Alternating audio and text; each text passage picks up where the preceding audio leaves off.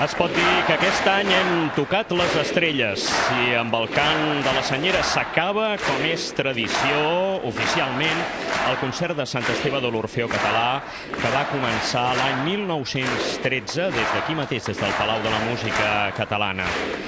Ara, amb unes altres estrelles en escena, les estelades, com és habitual ja en les últimes edicions d'aquest concert de Sant Esteve de l'Orfeó.